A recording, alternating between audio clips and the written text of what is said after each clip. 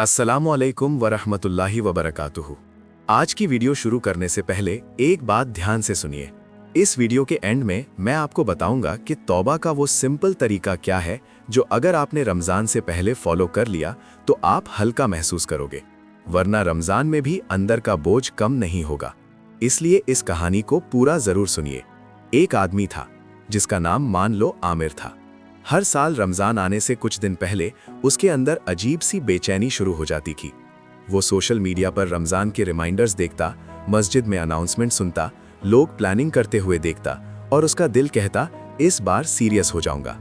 लेकिन उस बेचैनी के साथ एक और चीज़ होती थी जो वो किसी को बताता नहीं था।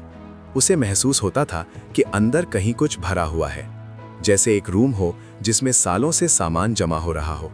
छोटी छोटी गलतियां, छोटे छोटे झूठ, कुछ लोगों के दिल दुखाना, कुछ नमाजें छोड़ देना, कुछ वक्त ज़ाया कर देना।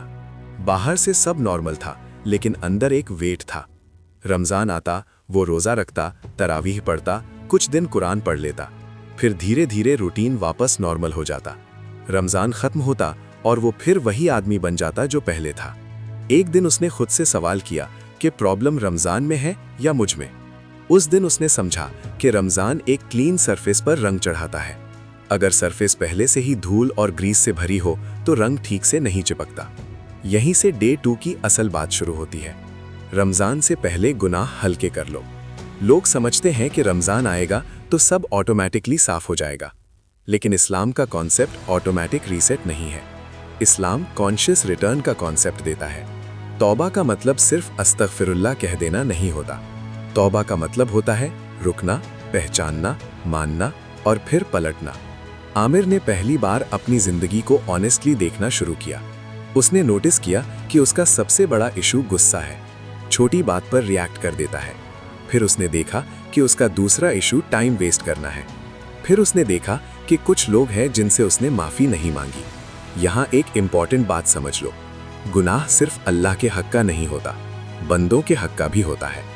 और बंदों के हक का बोझ सिर्फ रमज़ान की इबादत से हल्का नहीं होता, जब तक इंसान उन लोगों से माफ़ी ना मांगे। और यही ज़्यादातर लोग इग्नोर कर देते हैं। वो अल्लाह से माफ़ी मांग लेते हैं लेकिन लोगों से नहीं। फिर उन्हें लगता है कि दिल हल्का क्यों नहीं हो रहा, क्योंकि अंदर एक अनरिजॉल्व चैप्टर रहता है। आमिर ने डिसाइड किया कि इस बार रमज़ान स्टार्ट होने से पहले वो 3 काम करेगा। पहला, वो अपनी गलतियों को लिस्ट करेगा। दूसरा, वो जिन लोगों का हक है उन्हें मैसेज करेगा या मिलकर माफ़ी मांगेगा। तीसरा, वो अपने रब से सिंसियर तौर पर बात करेगा। जब उसने पहली बार सच में अपने रब से बात की तो उसे महसूस हुआ कि तौबा एक इमोशनल स्पीच नहीं है, तौबा एक डिसीजन है। तौबा का पहला स्टेप अवेयरनेस है, दूसरा स्टेप रिग्रेट है, तीसरा स्टेप फर्म इंटेंशन है कि मैं वापस नहीं जाऊंगा, और अगर कभी फिर गिर गया तो तुरंत उठ जाऊंगा। यहाँ एक और बात समझनी जरूरी है। लोग तौबा इसलिए डिले करते हैं क्योंकि उन्हें लगता है कि पहले परफेक्ट हो जाएं फिर तौबा करेंगे। लेकिन इस्लाम कहता है पहले तौबा करो, फिर इंप्रूवमेंट स्टार्ट होगी। तौबा एंट्री गेट है, इंप्रूवमेंट जर्नी है। और थोड़ी देर में मैं आपको बताऊंगा कि वो कौन सी कॉमन मिस्टेक है जो लोग तौबा करते वक्त करते हैं, जिसकी वजह से उनका चेंज स्टेबल नहीं रहता। लेकिन उससे पहले एक रियलिटी चेक कर लो। अगर आप रमज़ान में एंटर कर रहे हो और अंदर रिजेंटमेंट भरा है, किसी से नफरत भरी है, किसी का हक मारा हुआ है, किसी से बात बंद है, तो इबादत का सुकून कम हो जाता है। क्यों? क्योंकि दिल क्लटर्ड होता है। इस्लाम में दिल का कॉन्सेप्ट सेंट्रल है। दिल साफ होगा तो इबादत में लुत्फ आएगा, दिल भरा होगा तो इबादत बोझ लगेगी। आमिर ने जब अपने एक पुराने दोस्त को मैसेज किया जिसे वो 3 साल से बात नहीं कर रहा था, और सिर्फ इतना लिखा कि अगर मैंने कभी तुम्हारा दिल दुखाया हो तो मुझे माफ कर दो, तो उस रात उसने अजीब सुकून महसूस किया। उसने समझा कि तौबा सिर्फ वर्टिकल रिलेशनशिप नहीं होती, हॉरिजॉन्टल रिलेशनशिप भी होती है। अब वो कॉमन मिस्टेक क्या है जो लोग तौबा में करते हैं?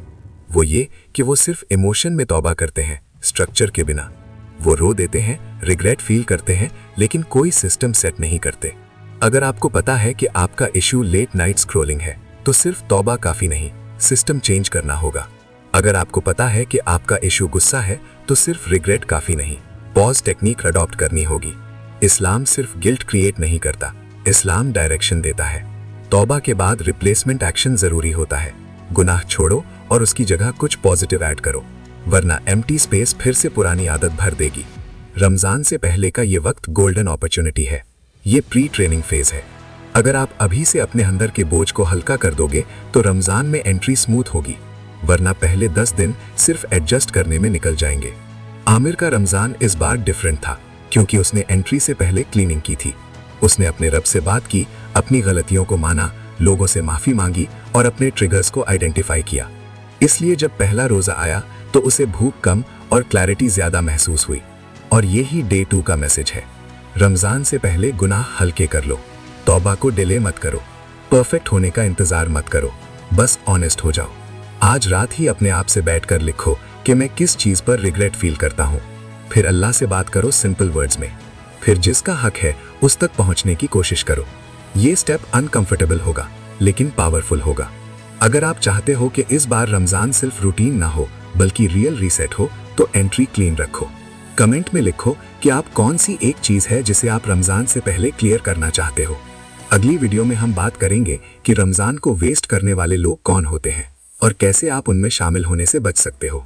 मिलते हैं कल की वीडियो में। अल्लाह हाफिज।